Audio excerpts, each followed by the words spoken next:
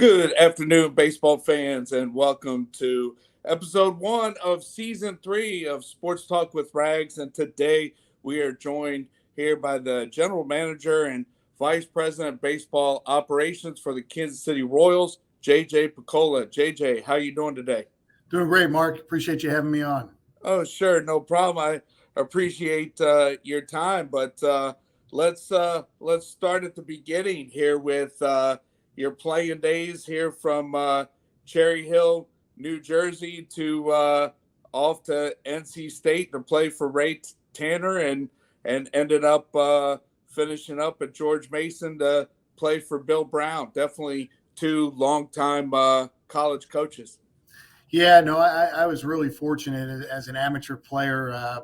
My high school coach, Tom Trotman's a legendary high school coach in South Jersey, and learned an awful lot about baseball. And I think it really was the start of a lifelong passion with the game. I think it started earlier, but that certainly enhanced it. When you have a great experience in high school, we had good teams, we had great coaching.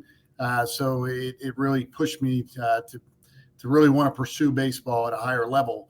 But then going to play for Ray Tanner, Hall of Fame coach, had some good years in NC State, went to a couple regionals, came up just short of Omaha one year, and then went to George Mason, where I was really fortunate to play for Billy Brown, who I, really think so much of.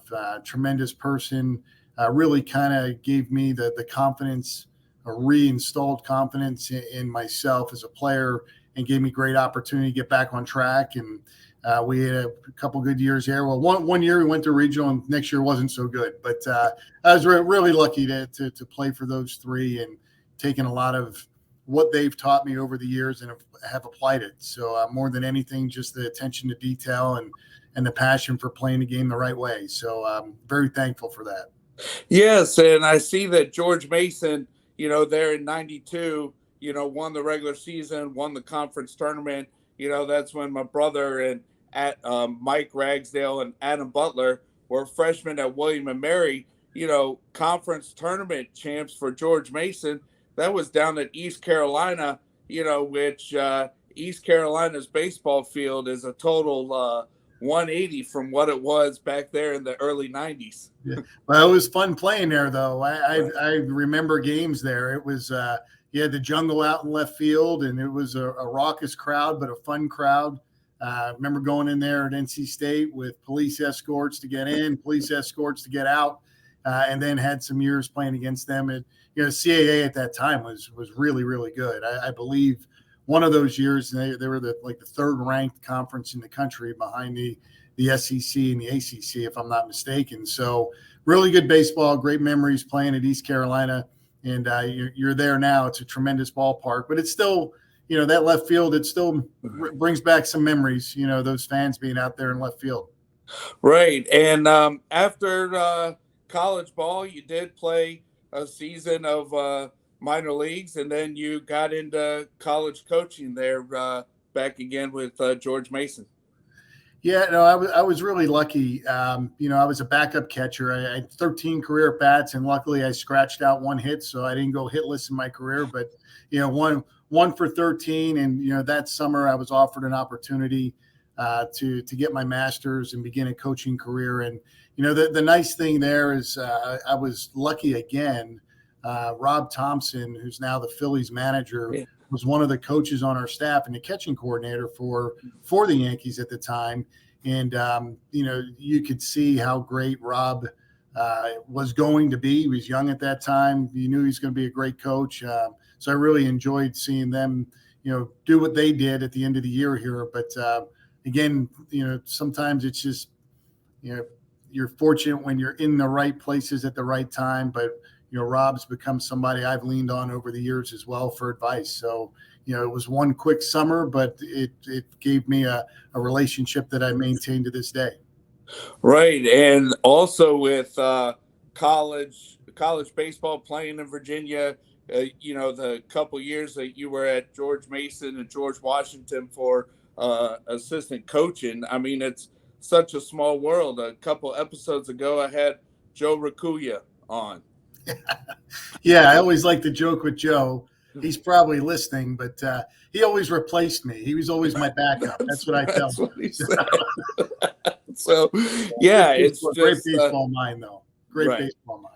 Yes, and then after after assistant coaches, then you got involved there with the Atlanta Braves there in '99 as a scout. Yeah, at George Mason, Dayton Moore was the assistant coach, and it's amazing when you look back how you just don't know when your life's gonna, have take these twists and turns. But played for Dayton for those 2 years. Billy's assistant. He left to become a scout for the Braves and quickly moved into their front office. So it was in the summer of 1999 he had contacted me about coming to a scout school because the Braves were looking to hire scouts. It wasn't really something I had thought a whole lot about, but trusting Dayton, I took advantage of going to Florida for 10 days and going through a scout school, and I fell in love with it. I really did. It was kind of a tough time or tough decision because I was actually taking a pay cut to become a scout. My wife was 9 months pregnant, so it wasn't the most popular decision at the time, but that decision, really set the course for the rest of my career. And Dayton's a great mentor of mine, and privileged to have worked with him for so many years and learned so many great things from him. But the Braves was the start of it as an area scout, and it's a job that I truly loved and thought I could do it my entire career. Right. Yes, and 6 years there with the Braves, and then came over to Kansas City there in 2006. Yeah, well, Dayton was named general manager in '06, and sometime later that summer, I made the move to come over here as the farm director, and had again, just the start of a lot of different opportunities and experiences.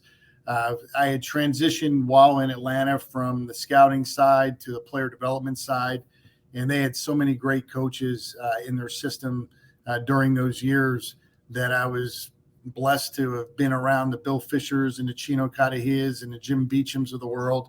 And I just learned so much about player development, and it helped prepare me for what was to come in '06 and becoming the farm director in Kansas City and doing other things alongside of Dayton.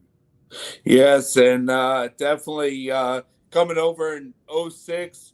Definitely great years there in 14 and 15, back to back AL champs. Tough one there in 2014, 7 games against the Giants, but got the World Series ring there in 2015 against the Mets. Yeah, well, certainly going to always be a highlight of all of our careers, not just mine. There were so many people that were involved and influential in getting us to that point. But, I do remember the day after we lost Game 7 in 14, thinking, how can we get back there again? But we had such a motivated group of players, young, talented, hungry. They came in 2015 and they were on a mission to get back to the World Series and win it. And I think outside of a couple of days in September, I believe we had the best record in the American League from start to finish, and played extremely well in the playoffs, and had played some tough opponents too. There were some scary moments in there, but ultimately got it done. But it was just a culmination of a great job by our scouting department, international operations, coaching staff, player development, major league staff to get the opportunity and to experience a championship like that is a lifetime experience that you never forget. Yes, and just around the corner here, be time to go to Arizona here for spring training, and got a new head coach here this year. Another person that played college baseball against Mike Ragsdale and Adam Butler, CAA days there with Matt leading your team there from Old Dominion. Yeah, it's really kind of ironic. We have so many common friends. We didn't know, we figured we probably did. We didn't know each other well. We played against each other a couple of years. I certainly remember him, and I joke around. He doesn't remember me because I wasn't a good enough player. But we bumped into each other. It was somewhere around 2011, 12. He was the assistant hitting coordinator with the Rays, and we were in the Dominican Republic. And our two teams were playing each other, and we were the only two people sitting in the stands, and got a chance to spend 2 days just getting to know one another. And then quickly afterwards, he was named to Cleveland's major league staff. So I got a chance to watch him in the major leagues and shoot him a text here and there, but really didn't have a strong relationship with him. But he was somebody that was on our initial list to be our new manager here. And when we met with him, interviewed him, got to know him, spend time with him, we thought he was the perfect fit for our team right now. And, since late October when we hired him, now we're running through all the names of people that we might know. And, this baseball world that's so strange, that 6 degrees of separation certainly seems to be in play here. Just haven't played in that CAA at the same time. So it's been fun. Aside from the real work, it's been fun to talk about, some of the coaches and the teams and the great rivalries that existed in the CAA at that time. Yes, and Coach Finwood, that's currently at Old Dominion, he said to say hi, and he came on a previous episode, and he was talking about just the string of a few Monarchs here that are now part of the Kansas City Royals. They're with the Negro League team being the KC Monarchs. I mean, you got Vinny, and then a free agent signing of Ryan Yarborough, that came over to KC. Yeah, there is a lot of irony in that, and I'm glad you pointed out the KC Monarchs, which is our independent league team now, but of course was one of the great Negro League teams during that time, during that era. But it is another oddity in the game. The chances of having 3 guys from one college, regardless of what school, it's not likely. And now when you're talking about an Old Dominion. With Vinny having been here first, and then Q coming on as our manager, and then us targeting Yarbs as a free agent. I'm sure there's going to be a lot of Old Dominion talk in our clubhouse this season. Right. Yes, and let's see. So how do I saw that Zach Greinke, longtime major league veteran, and started with the Royals and played, last year. I saw that he's coming back. Bobby Witt Jr. I mean, so definitely things are bright here for the 23 season. Yeah, we look at this right now very similar to how we looked at 2012 and 13. There's a young core both on the position player side and the pitching side that needs to come together. They're going to take their lumps, going through the process that you go through to become a legitimate major league player and then a legitimate major league team. And I think what we experienced last year, guys were just trying to establish themselves as individuals. And it's hard to think about the team when you're trying to establish yourself individually. Now that they have, I think the idea of team and putting the team first will fall into place, and that's where we'll see real growth as an organization. But again, it very similar, going back to 12 and 13, Moustakis and Hosmer and Perez and Kane, those guys were all Escobar, they were all in their first and second years. It was really their third and fourth years where it really came together, and they pulled for one another. They're a band of brothers, just like every great team. The teams that put the others ahead of themselves, they usually have the greatest amount of success. And that's the phase we're going to get into right now. And it's exciting. You mentioned Bobby, but we also have Vinny, we have Michael Massey, Nicky Lopez, MJ Melendez, Nick Prado. The list kind of goes on and on of guys who potentially could be really good major league players. And the same can be said on the pitching side. And, the University of Virginia guy, Daniel Lynch comes to mind, Brady Singer, made a nice step forward last year. Chris Bubich, Jonathan Heasley. So the pieces are in place. We just have to show a certain level of patience here to allow them to make mistakes, learn from them, and get better. But it is an exciting time right now. Right. And JJ, appreciate your time coming on. And I just have to switch gears with being from Cherry Hill, New Jersey. Who do you got there in the big game? Well, I was hoping nobody would ask me that, but I will say this. I have lived here for 16 years, and I have rooted for the Chiefs for 16 years. And when Andy Reid came here 9 years ago, I was even more of a Chiefs fan when Andy came here. But my blood is green, and I've always been a diehard Eagles fan, so it's going to be hard not to pull for the Eagles on Super Bowl Sunday. So I kind of told myself, if we don't win that game, Right. At least it's the Chiefs and it's Andy Right. Reid and our partners here in Kansas City. So it's probably the best scenario that could possibly be if you don't win the big one. Right. And for those that don't know, the Kauffman Stadium is at one end of the lot, and then right across the street is Arrowhead, right? Yeah, actually, Arrowhead's just to my right now, about 100 yards away. So it's, coming in here on Monday mornings after, a home game, you can see the remnants of the tailgating that Kansas City is known for. And it's an unbelievable atmosphere, tremendous place to watch a game, as loud as can possibly be. So it's, and it's hard living here as long as I have and watching them go through their ups and downs and then really just hitting stride. And of course, having Patrick Mahomes every Sunday, it's kind of easy to watch them play. And you have to respect, and Joe Rakuya would appreciate this, but, the road through the AFC with all those great quarterbacks and with the Bills and the Bengals, that's a tough road.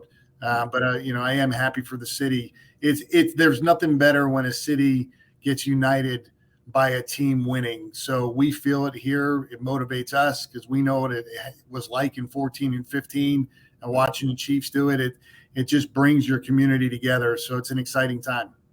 Yeah, and definitely here with living in the Norfolk area, I definitely remember Pat Mahomes' dad, being Right. a long reliever for the Mets and being back and forth between the Mets and the Tides. And now his son is having a great young career here with leading the Chiefs. Well, he's unbelievable. I don't know how he, 2 weeks ago when he hurt his ankle, got through that game and throwing touchdown passes off his right foot, off his left foot. And last week, I didn't know, nobody knew what it would look like, but he certainly looked much healthier than anticipated. Now with 2 weeks off, there's no telling how good it'll be come Super Bowl Sunday.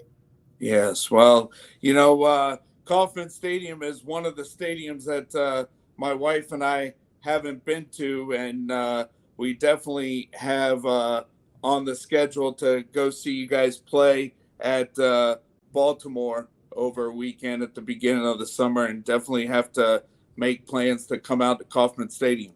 It's a beautiful stadium. It really is. It is held up to the test of time. We've went through one renovation in 2008. There's some discussion now of us potentially moving downtown, but I know a lot of our fans just really enjoy Kauffman Stadium. And at the same time, there's an excitement about potentially a new ballpark. We're a great city for a downtown ballpark just because of the size of the city, the traffic patterns and whatnot. But, when you get inside of Kauffman Stadium, it's just an incredible sight. The fountains in the outfield, the massive crown scoreboard. It is really one of the better places in all of baseball to watch a game.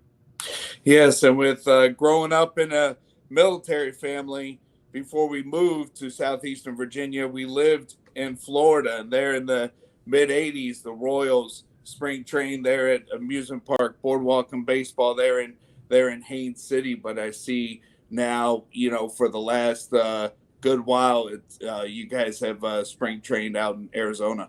Yeah, it was actually 20 years ago now. It was 2003 when we moved out to Surprise, and my first spring training was 2007. And Arizona is really unique and different than Florida. The weather is great in both places, but we don't get any kind of rain typically. If we do, they're heavy downpours and are gone in a day. But the travel's much different. Getting from one ballpark to the other, most of the rides are 15, 20 minutes. But we've gone through renovations out in Surprise as well. When I first got out there, it's in the northwest part of the city. It was more of a retirement community, but every year we go back, there's another strip mall open, more restaurants open, more hotels open. So it's really become a great destination spot for Royals fans, and we share with Texas, so a lot of Rangers fans. But it's really neat because you have a lot of dual complexes in Arizona. So Seattle, San Diego, right down the road, Chicago and LA, the White Sox and Dodgers. and then Cincinnati and Cleveland share one as well. And that's all, they're all within 15, 20 minutes. So it's baseball heaven, if you will. And spring training is a great time to come watch baseball.